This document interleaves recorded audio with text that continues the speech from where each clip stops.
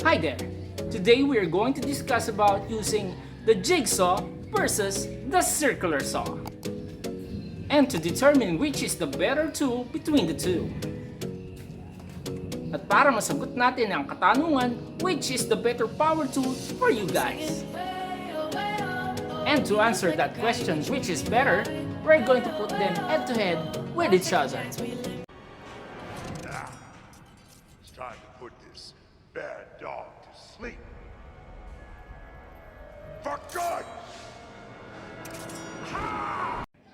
This is Danz Garage, and I'm the Jack of all trades.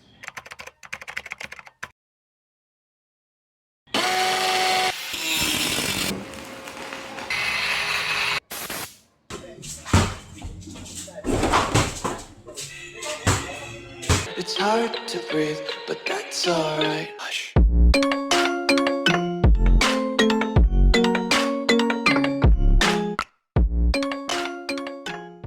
We have classified 5 categories to determine in which tool has an advantage over the other. And those categories are cutting power,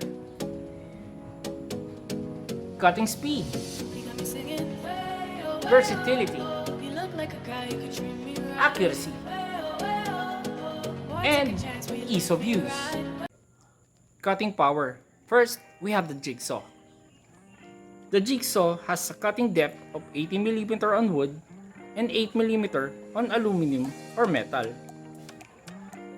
At sa tulong ng kanyang pendulum action, it can cut almost through anything.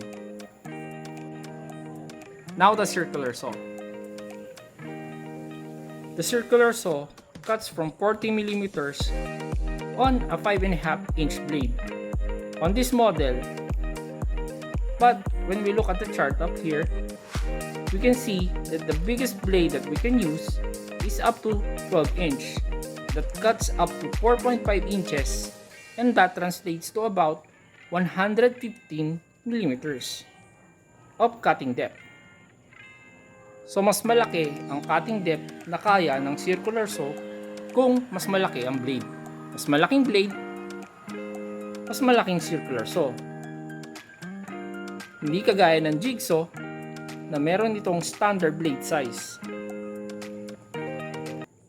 Point goes to the circular saw. Next, we have cutting speed. The jigsaw has an RPM of 2,400, that's 2,400 revolutions per minute. As we can see, the jigsaw cut through this wood 1/2 by 1.5 inch for about 8 seconds. In the other hand, the circular saw is about 3,600 RPM and cut through this same kind of wood for only about 4 seconds, faster than the jigsaw. It is because it has more teeth. The number of teeth on the blade determines the quality and speed which it could cut. The more the merrier, the bigger the better. Another point goes to the circular saw. Next, we have versatility. The jigsaw can cut through wood, aluminum, and metal, depending on the blade that we are going to use. And because it has more slender shaped blade and smaller, it can cut in curved lines and can form different shapes of cut. While the circular saw is designed to do straight cuts with speed and power.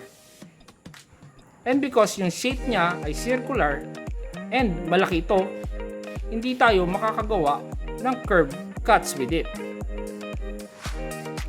Point goes to jigsaw.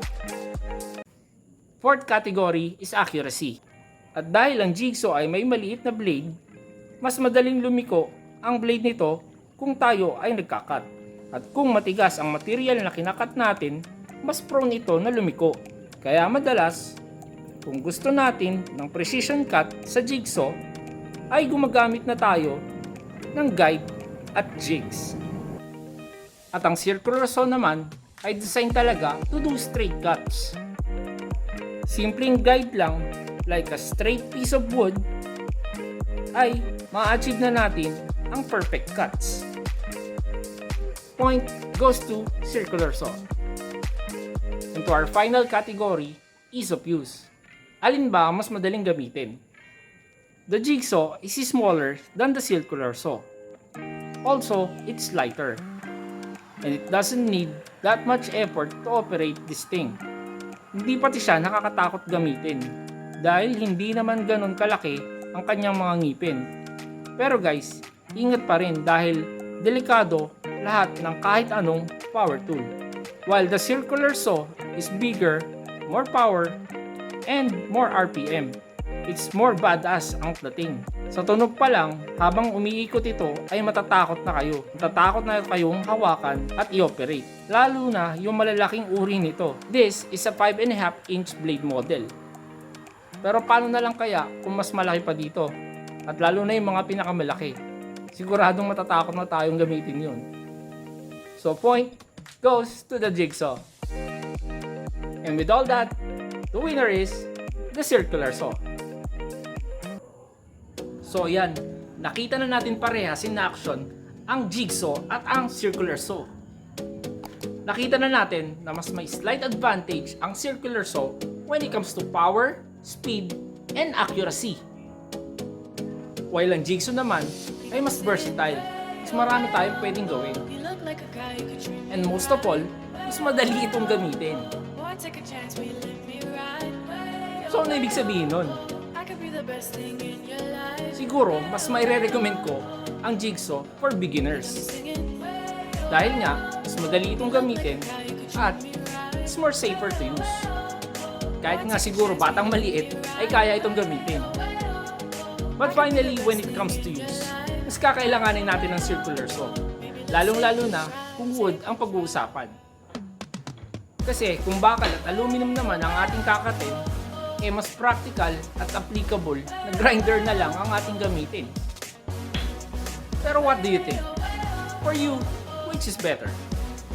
Please join me in the discussion and comment down on the link below.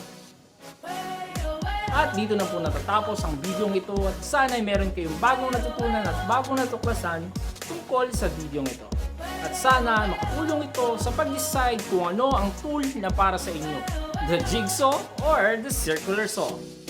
But before we go, shoutout po pala tayo kay Gary and Sheva Sales, Stay Strong and Stay Together, kay Eliseo Ferrer, to PV Shera, and to Lagana Vini from Italy. I wish you the best of all luck. If you like this video, hit that like button. If you learned something and you want to know more, mag-subscribe. Libre lang yan.